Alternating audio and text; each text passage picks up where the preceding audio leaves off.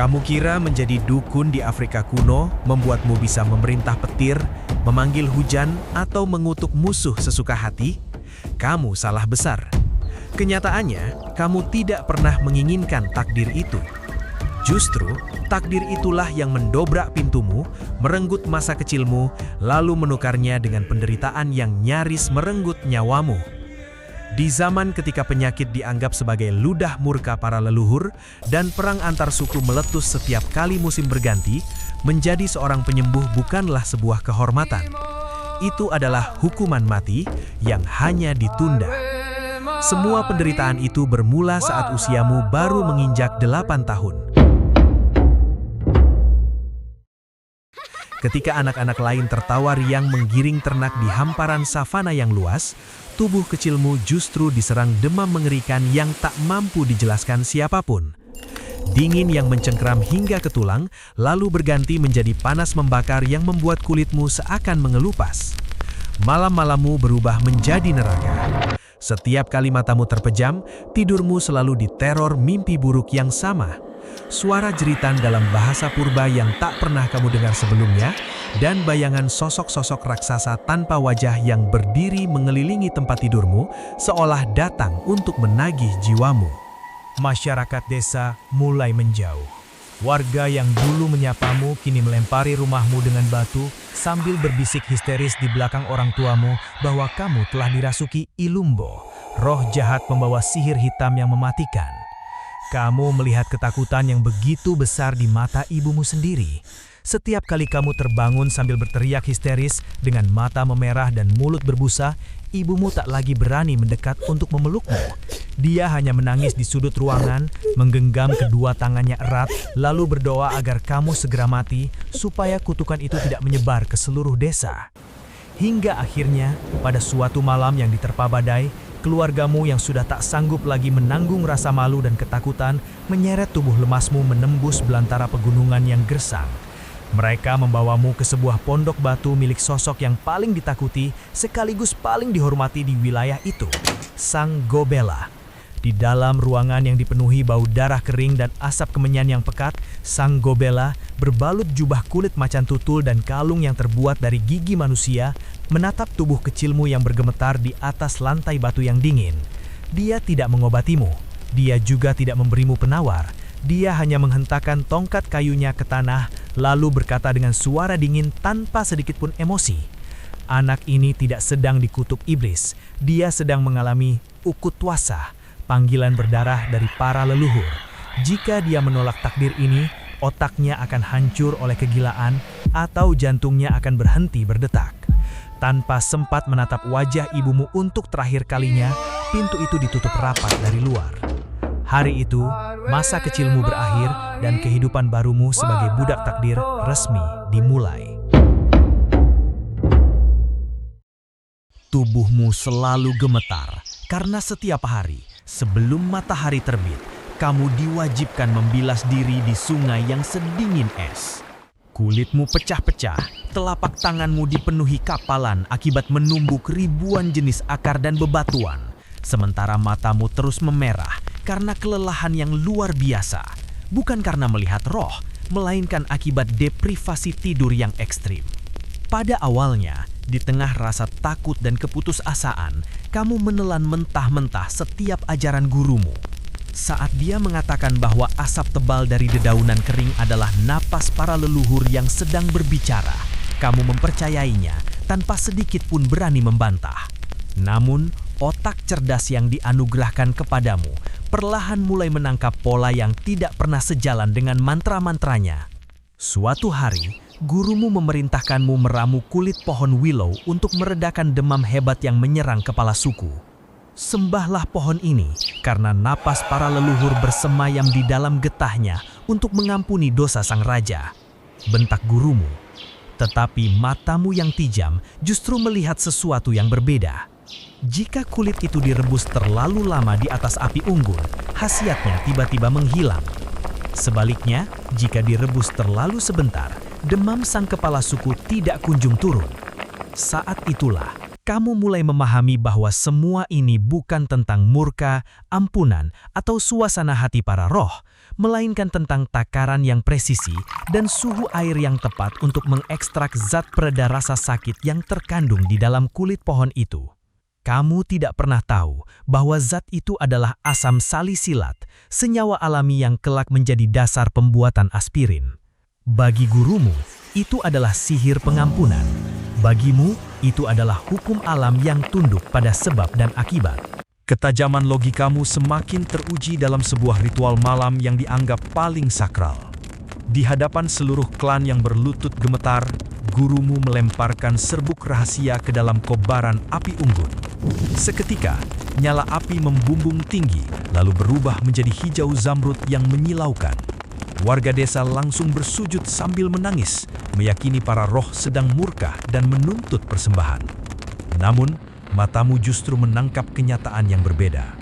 Kamu melihat jemari gurumu diam-diam mengambil serbuk itu dari gundukan batu berwarna hijau pekat di dekat gua tambang tembaga tua. Saat kamu mencoba melemparkan serbuk batu yang sama ke api kecilmu pada malam berikutnya, hasilnya ternyata persis sama. Kamu hanya tersenyum miris dalam kegelapan. Perubahan warna api itu hanyalah reaksi kimia sederhana akibat oksidasi mineral tembaga saat terbakar, bukan murka kekuatan supranatural. Bahkan ketika gurumu mengklaim mampu memanggil hujan melalui tarian mistis dan dentuman drumnya yang menggema, kamu tidak lagi tertipu. Beberapa jam sebelum ritual dimulai, kamu sudah lebih dulu melihat burung-burung terbang lebih rendah dari biasanya dan kawanan semut berbondong-bondong berpindah ke tempat yang lebih tinggi. Gurumu tidak pernah mengendalikan langit. Dia hanya memahami kepekaan hewan terhadap perubahan tekanan udara sebelum badai datang, lalu mengakuinya sebagai keajaiban miliknya sendiri. Pada titik itu, kamu menyadari bahwa yang sedang kamu pelajari bukanlah sihir, melainkan sains paling dasar yang diselimuti ilusi dan ketakutan mistis. Namun, kamu memilih untuk tetap membisu. Kamu menyimpan rahasia besar itu rapat-rapat di dalam dadamu. Kamu tahu, jika kebenaran itu kamu ungkapkan kepada sukumu, bahwa jimat dan ritual hanyalah hasil interaksi zat dan hukum alam, rasa takut mereka akan lenyap, dan tatanan masyarakat yang selama ini mereka pegang bisa runtuh. Biarlah mereka terus menyembah sihir itu, sementara kamu akan mengendalikan sainsnya dari balik bayang-bayang. Memasuki usia dewasa, kamu resmi diangkat menjadi sangoma perang, berdiri di garis terdepan sebagai benteng spiritual bagi klanmu. Pengawaman dan logika sains yang selama ini kamu pelajari secara diam-diam menjadikanmu seorang penyembuh yang sangat efisien. Kamu meracik racun panah dengan takaran yang mematikan, membuat antiseptik dari ekstrak tumbuhan untuk mencegah pembusukan luka para kesatria, serta memprediksi cuaca perang dengan tingkat akurasi yang luar biasa. Di mata para prajurit dan sang raja, kamu adalah perwujudan keajaiban, disembah sekaligus ditakuti. Namun, jauh di dalam hatimu, kamu merasa hanyalah seorang penguasa logika yang hidup di tengah ketakutan orang-orang yang tidak memahami sains.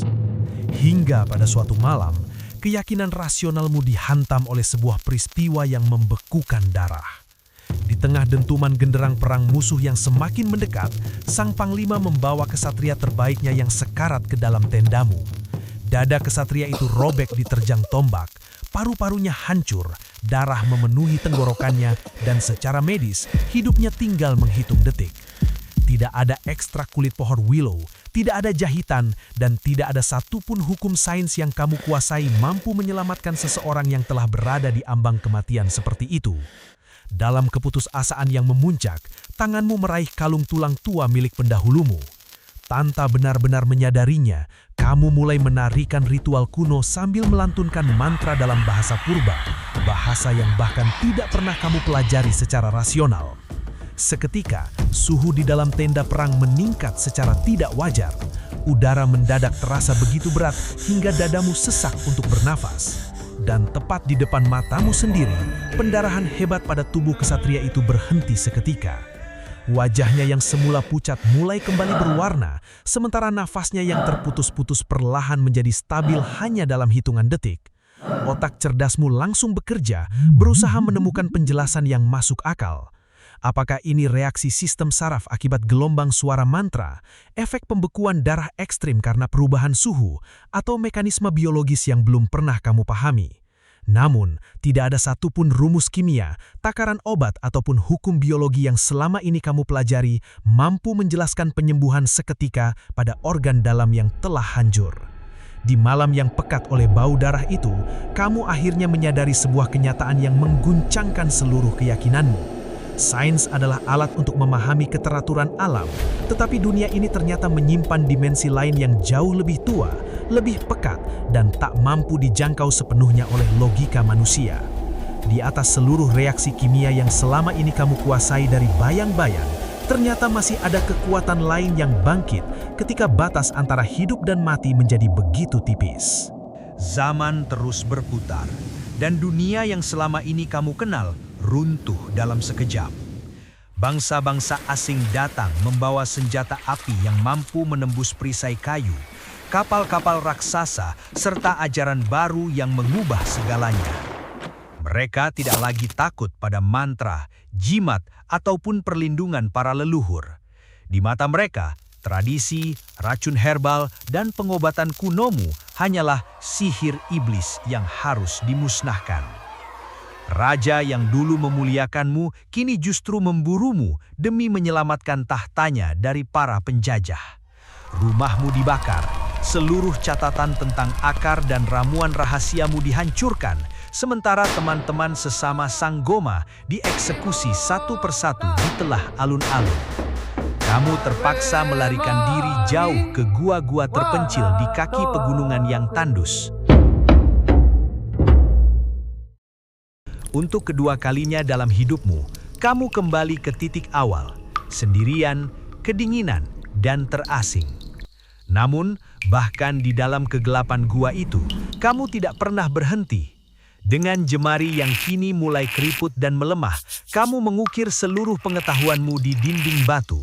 Takaran ramuan herbal, rahasia reaksi mineral, hingga ajaran spiritual tentang keseimbangan alam.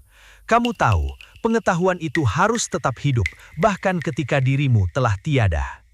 Hingga pada suatu malam yang sunyi, di usia yang telah menua, kamu terbaring di atas tanah yang sama, tempat perjalananmu dahulu bermula. Tubuhmu tak lagi sanggup melawan dinginnya malam. Napasmu semakin pendek, semakin pelan. Tak ada lagi prajurit yang bersujud memohon pertolonganmu. Tak ada lagi raja yang menghadiahimu kehormatan. Tak ada lagi kerumunan yang meneriakkan namamu. Saat matamu yang mulai meredup menatap langit-langit gua, seluruh perjalanan hidupmu kembali terlintas satu demi satu.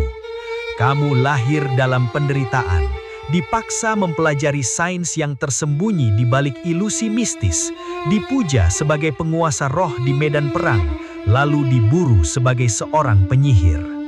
Kamu hanya tersenyum tipis di tengah kegelapan. Sejarah mungkin tak akan pernah menuliskan namamu di buku-buku sekolah.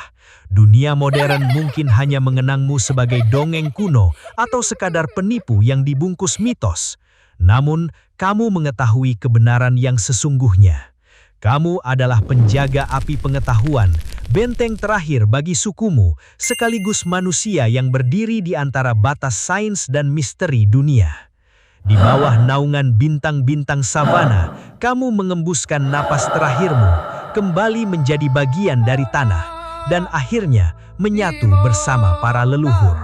Kini, ratusan tahun telah berlalu.